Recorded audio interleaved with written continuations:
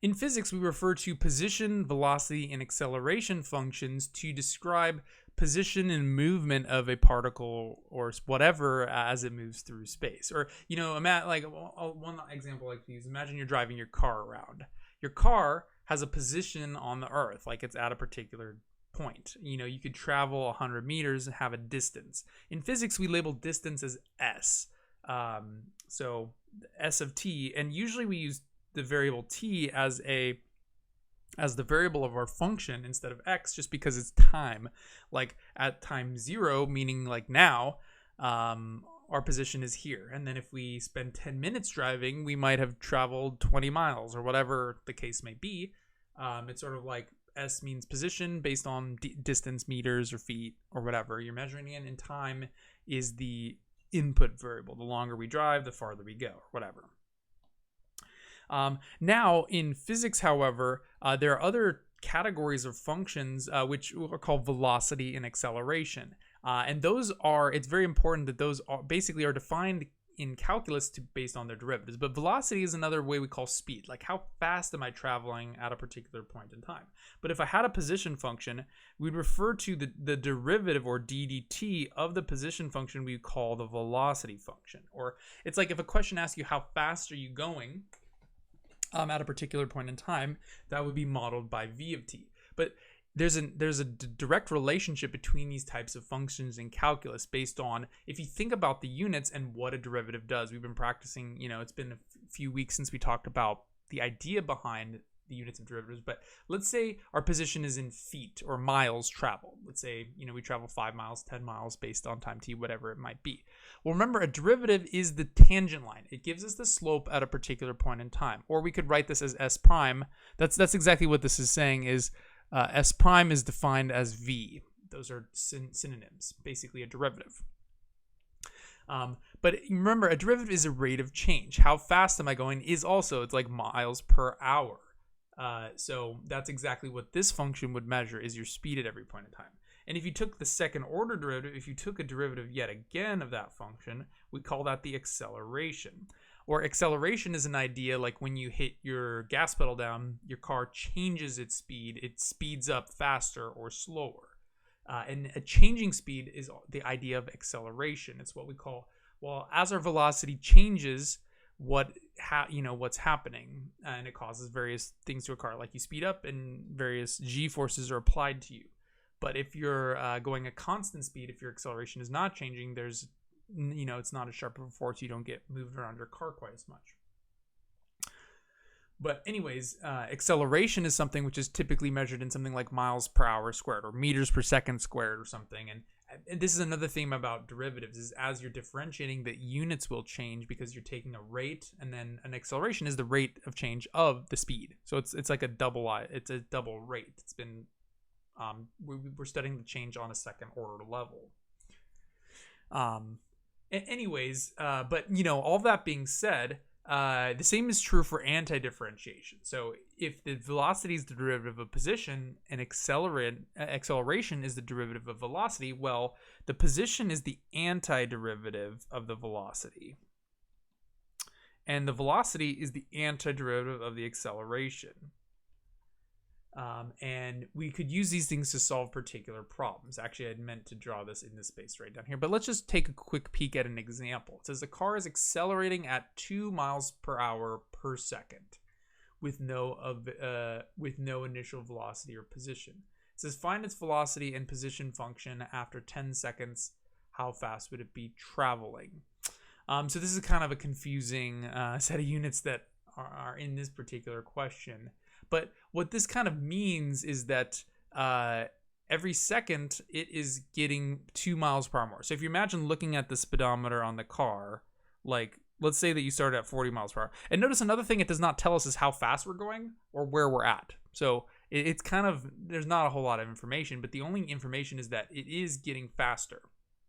It's accelerating. So like you could imagine after 1 second, then the speedometer would read 42 miles per hour because it has gained. And like after 10 seconds, it would have gained 20 miles per hour and is now going 60. And so it's kind of imagining every if you're in your car, every second you're gaining 2 miles per hour. And that's what an acceleration function could represent. So let's go ahead and write that out. Well, that would just be a of t is equal to 2, because and notice I don't want to describe the velocity, because the speedometer is a measure of your velocity. I'm just trying to explain what does acceleration mean, and this is basically the constant value is what it is. It's not changing. The acceleration is not changing. It is simply just 2 miles per hour per second. And let's leave out the units just because it's going to get a little bit annoying, but it's just trying to illustrate a point. Now, if we want to know, well, what is the velocity of the car that's accelerating at 2 miles per hour, it would be the antiderivative of the acceleration by definition. And that's what's written above. So right here, it says the acceleration is equal to the derivative of the velocity function. But if we were to change the way we think about this, whoops, move something on accident. The acceleration is the derivative of the velocity function. The velocity is equal to the acceleration function. So let me go ahead and write this, because I didn't actually write this in the note. The velocity is equal to the antiderivative of the acceleration function with respect to t. And also, because the velocity function is equal to the derivative of the position function is equal to the antiderivative of the velocity. There's always this backwards relationship between these two, again, which is the point of me drawing out the chart above. The antiderivative of the velocity function yields the position function. So these are two things that you can remember if you're thinking about physics, on top of the definition that the derivative of the position is velocity, and that the derivative of the velocity is acceleration. But basically, using this formula, if I wanted to know, well, what's the velocity function, this should be equal to the antiderivative of 2. Because what I said is just the acceleration is 2. It's 2 miles per hour per second. And the antiderivative of 2 is just going to be 2t. Also, another thing about your antiderivative rules is now that I'm using t instead of x, well, in the previous video, the antiderivative of a constant is k times x. And the way to remember, well, how do I know what variable to use, is that's why it's important. One of the reasons it's important to write the differential dt at the end. It tells me, okay, this is my variable. Like if I was just trying to find the antiderivative of 2 and you wrote this, the question is, well, what the heck is the variable? I have absolutely no idea. Is this x? Are we using t? Are we using y? And that's why having this lets me know. And so the antiderivative of 2 dt is just going to be 2t plus c.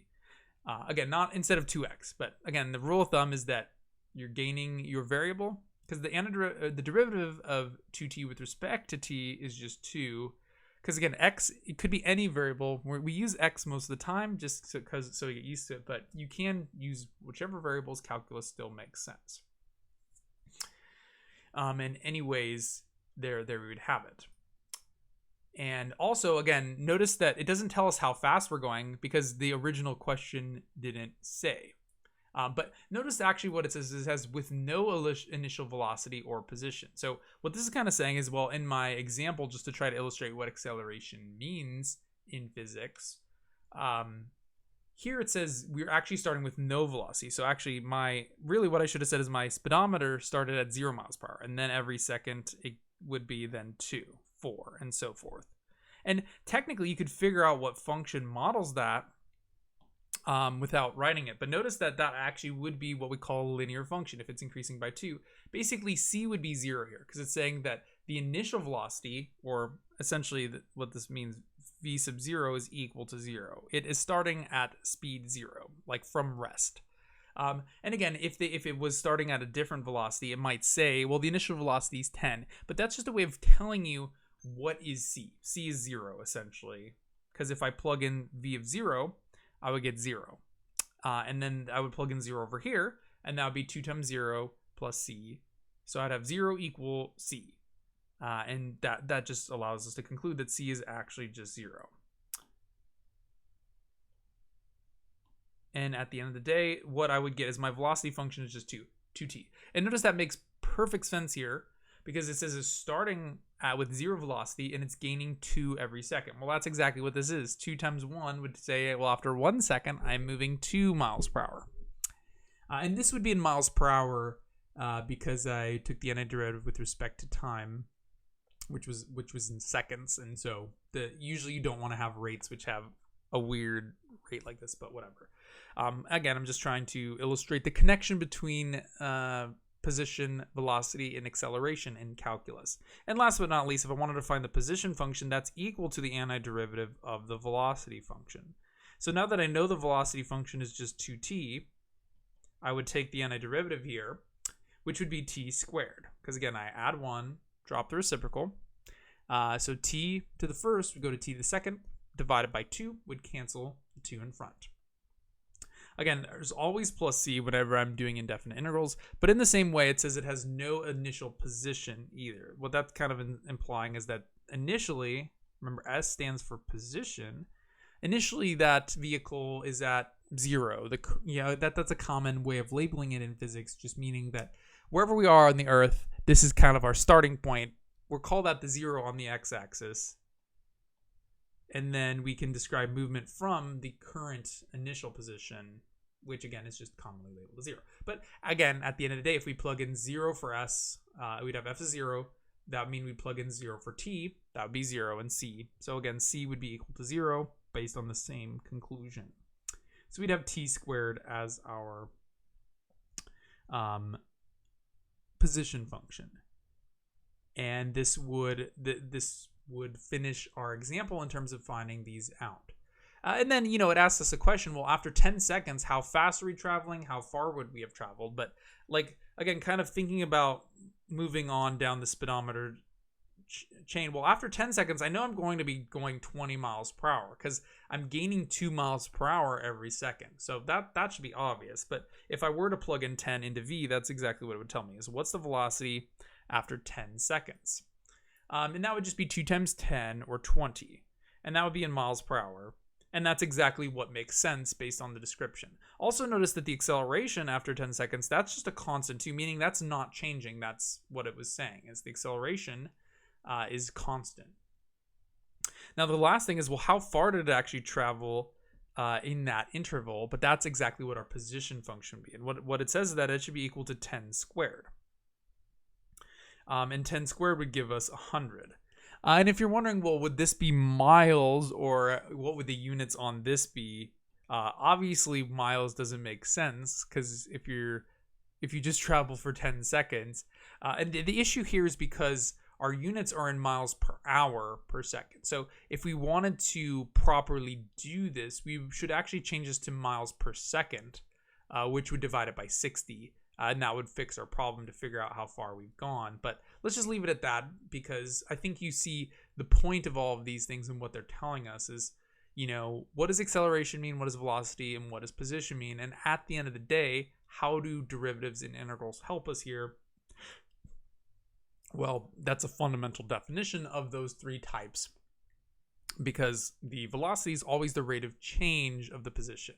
And the acceleration is always the rate of change of the velocity.